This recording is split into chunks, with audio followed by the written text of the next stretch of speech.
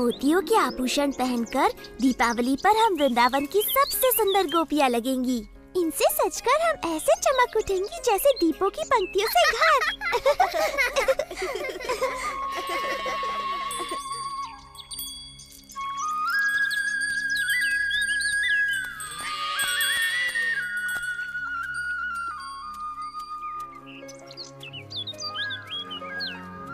तुमने देखा ये लड़कियां मुझे किस प्रकार अनदेखा कर रही हैं बलराम? तुम्हारे सुंदर रूप के चकाचौंध में अंधी है मेरे भाई, तभी अनदेखा कर रही हैं। वो तो है ही, पर मेरे विचार से वो नहीं चाहती मैं उनके मोतियों के आभूषण देखूं जो वो दीपावली के लिए बना रही हैं।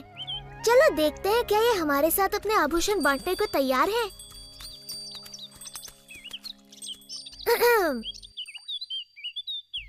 तुम्हारे काम में बाधा डालने के लिए क्षमा चाहता हूँ गोपियों, किंतु मैं अपने आप को रोक नहीं पाया। तुम्हारे आभूषणों की सुंदरता मुझे यहाँ खींच लाई। मेरे मित्र भी दीपावली का त्योहार मनाना चाहते हैं।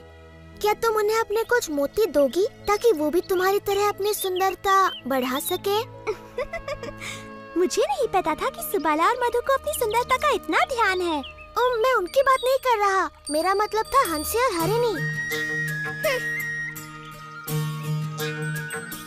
प्यारी गोपियों, तुम्हें अपने आभूषणों पर इतना अभिमान है कि तुमने इन भोली भाली गायों के साथ अपने आभूषण बांटने की मेरी विनती भी अनसुनी कर दी।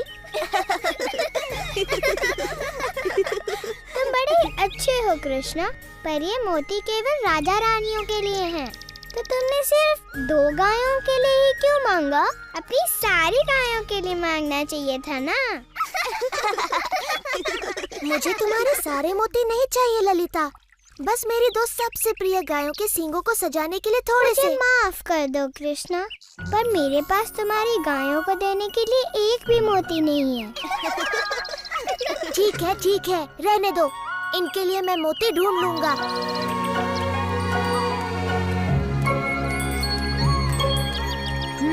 उन्होंने मना कर दिया। हाँ?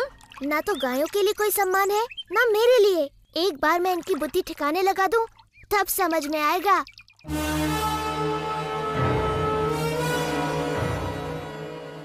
सभी असुर इस प्रयास में प्राणों से हाथ धो बैठे। तुम्हें क्यों लगता है कि तुम मेरे काल को मारने में सफल हो? क्योंकि मैं हूँ केशी और मेरे पैरों तले धरती कांप उठती है।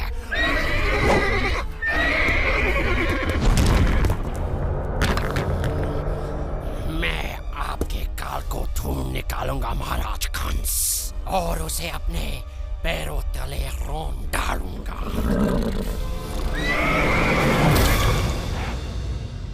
मोतियों का वृक्ष? मोतियों का कोई वृक्ष नहीं होता कृष्ण। विश्वास करो मैया, यदि तुम मुझे मोती दोगी तो उन्हें बोकर मैं इतने मोती उगाऊंगा कि हम अपनी सारी गायों को दीपावली पर मोतियों से सजाएंगे। ओ मेरे नन्हे कृष्ण, मोती फलों की तरह नहीं उगते, वो बनते हैं सुदूर समंदर की सीपियों में। प्यारी मैया, मुझे थोड़े से मोती दे दो ना। वचन देता हूँ 3 दिनों में वो उगाएंगे और तुम्हारे पास पहले से कहीं अधिक मोती होंगे। मैं तुम्हें कभी भी ना नहीं कह सकती मेरे दुलारे कृष्णा। मेरी प्यारी मैया, धन्यवाद।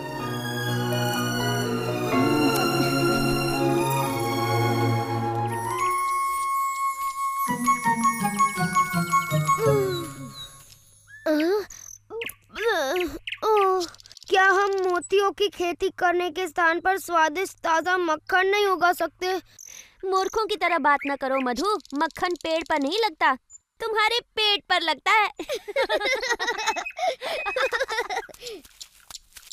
तुमने समाचार सुना रहा था, वृंदावन में सभी एक नए किसान की चर्चा कर रहे हैं। अच्छा, वो जो मोतियों की खेती कर रहा है।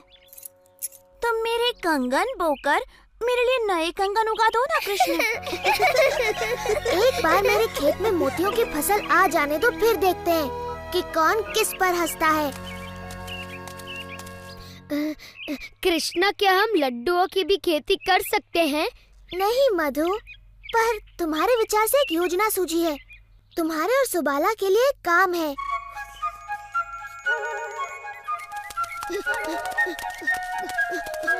गोपियों, रुको।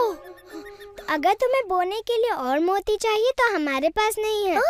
हमारे पास सुंदर से मोती हैं, लेकिन कृष्णा ने पूछा है क्या तुम हमें थोड़ा सा दूध दे सकती हो? ओह, खेत में काम करके इन्हें प्यास लगाई होगी। नहीं, ऐसा नहीं है। दूध तो उसे अपना खेत सींचने के लिए चाहिए। क्षमा करना, किंतु ये दूध इस कार्य के लिए उपयुक्त नहीं। विशाखा ठीक कहती है, कृष्ण के पवित्र मोतियों के लिए इससे काम नहीं बनेगा। तुम्हें चाहिए नागफनी का दूध।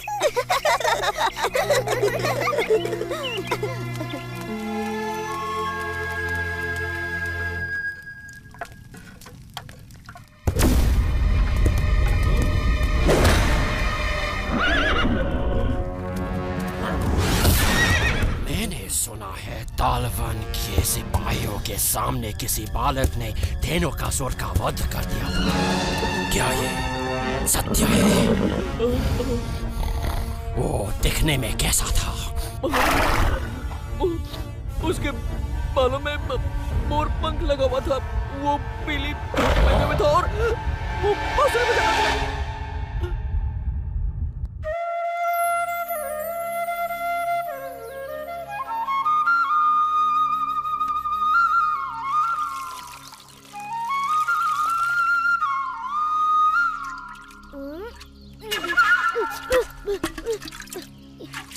ये ठीक बात नहीं है कृष्णा।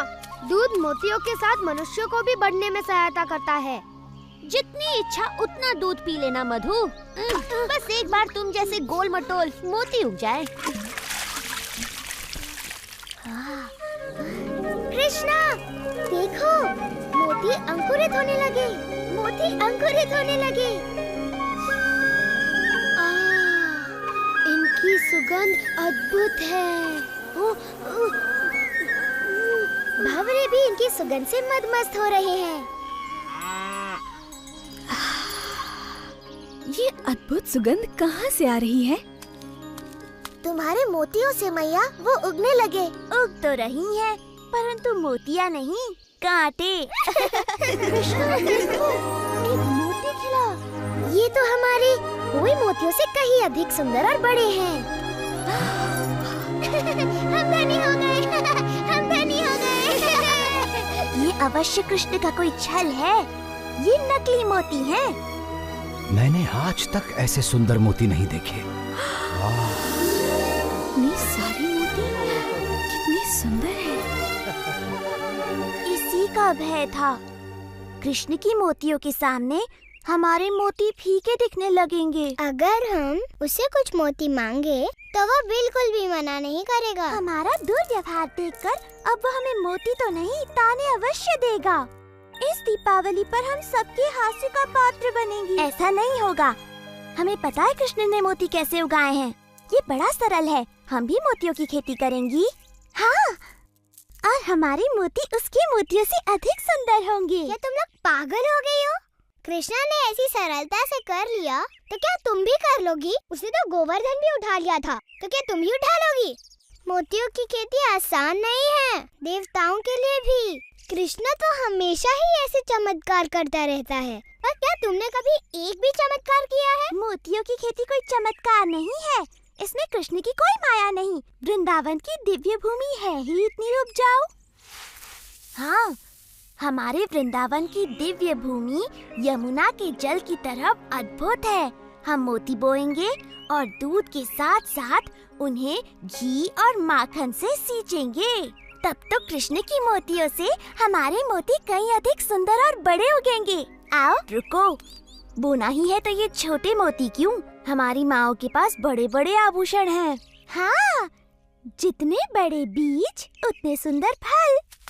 विशाखा, राधा, ओह, सच में माँ, तुम्हें इनसे 10 गुना मोती वापस मिलेंगे। घबराओ मत मैया, हमें अच्छी तरह पता है हम क्या कर रहे हैं।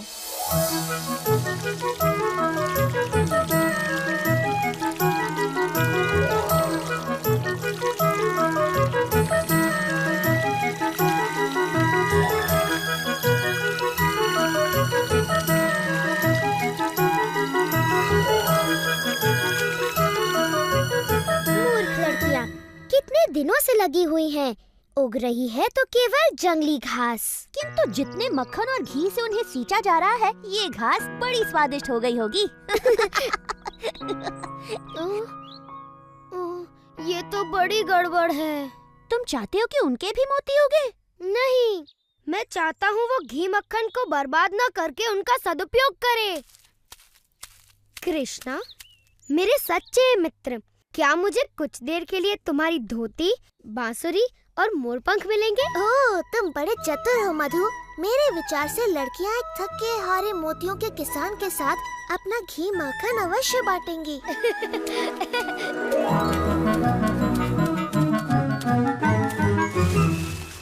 कौन है?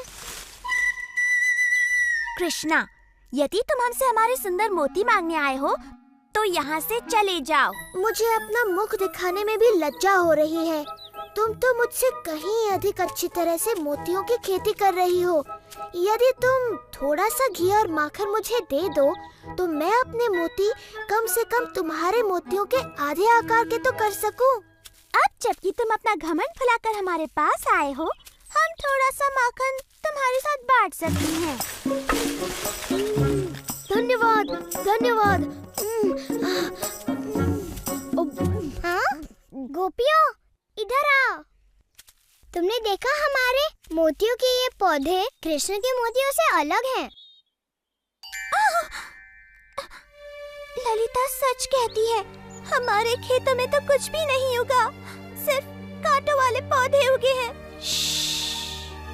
ये बात किसी को पता न चलने पाए, विशेष तौर पर माताओं को।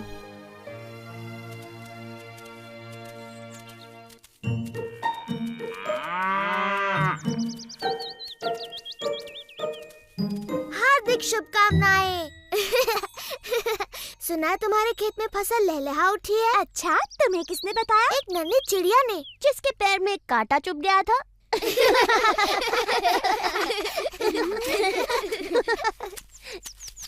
चलो मित्रों, त्योहार के लिए अपनी गायों को सजाया जाए।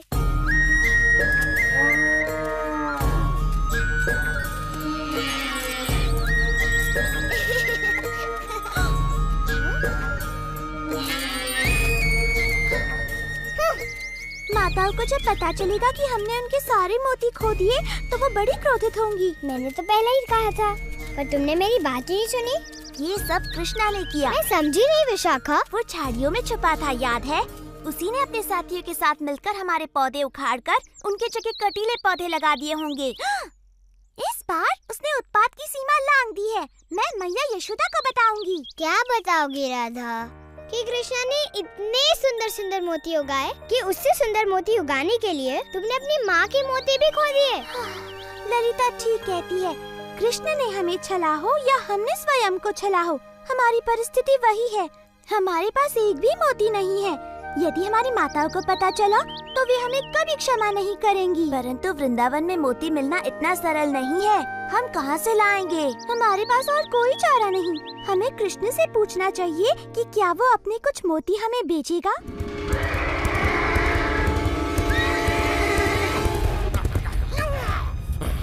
कहाँ है वो बालक?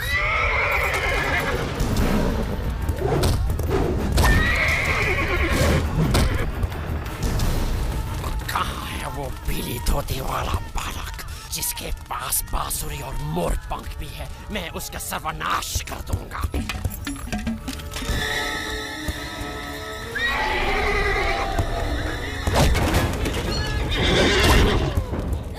चलो, यमुना पियो।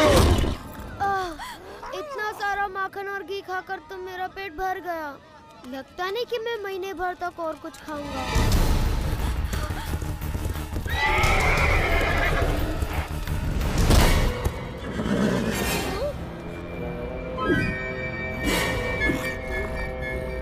आखिर मैंने तुम्हें ढूंढ निकाला कंस के काल। मैं काल नहीं, मधुमंगल हूँ। नहीं, तू कंस का काल कैसे बनेगा? क्योंकि मेरे पैरों से कुचले जाने के बाद तुझे कुछ करने का मौका ही नहीं मिलेगा।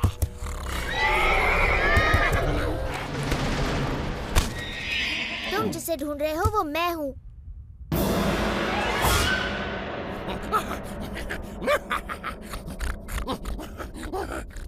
कम से कम उस लड़के में थोड़ा बहुत मांस तो था।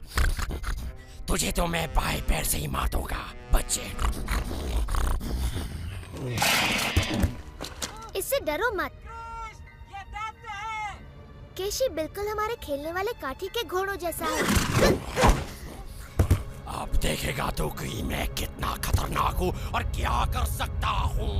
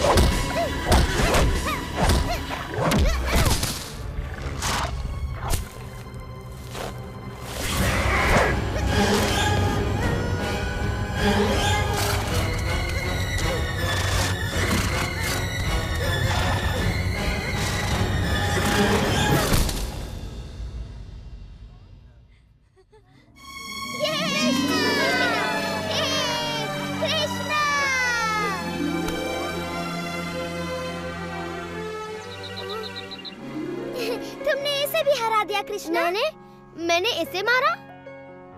पूरी तरह तो नहीं मेरे मित्र, परंतु भेष बदलकर वीरता पूर्वक इसे मुझ तक तो तुम ही लाए। मैं अब कभी भी तुम्हारा रूप नहीं धरूंगा कृष्णा, चाहे जितना भी घी माखन मुझे खाने को मिले। बहुत सही कहा मधु, ये राय दुरुस्त है।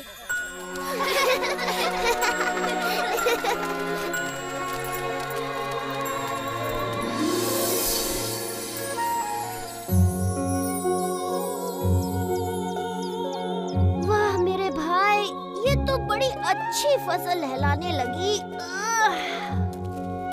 हाँ, बस बेचारी गोपिकाओं के फसल में कुछ भी नहीं होगा। लगता है उनके सारे मोती कीड़े खा गए। हमने सुना है कि कृष्ण अतिरिक्त मोती बेच रहा है सुबाला, हमें भी कुछ खरीदने की इच्छा है। परंतु मोती के बदले तुम दोगे क्या राधा? दूध मक्खन तो यहाँ नहीं चलेंगे। एक बात बताओ, तुम वही गोपियाँ हो ना जिन्होंने मेरे गायों के लिए मोती और मेरी मोतियों की खेती के लिए थोड़ा सा दूध देने से मना कर दिया था? मैं अपने सारे मोती यमुना में फेंक सकता हूँ, परंतु तुम्हें एक भी नहीं देने वाला। हम स्वर्ण से मूल्य चुकाएंगी। तुम्हारे घरों का सारा धन और तुम्हारे घर का मूल्य भी जोड़ दो, तब भी मेरे एक मोती का मूल्य नहीं चुका पाओगी। तुम हमेशा हमारे साथ ऐसा क्यों करते हो कृष्णा? कृपा करो कृष्ण, हम अपनी माताओं के लिए तुम्हारे मोतियों की मूल्य से अधिक चुकाने को तैयार हैं। तुम्हारी माताएं? अच्छा, तब बात अलग है। तुम तो जानती ही हो, माताओं का नाम सुनकर मैं पिघल जाता हूँ, है ना मित्रों? हाँ, कृष्णा को मैया से बड़ा प्रेम है। हाँ, बिल्कुल। तुम्हारी माताओं को मेरे सबसे सुंदर मोती मिलेंगे। धन्यवाद कृष्णा। धन्यवाद कृष्णा, तुम बड़े दयालु हो। वो तो मैं हूँ ही, पर धन्यवाद मेरा नहीं, अपनी प्यारी माताओं का करो।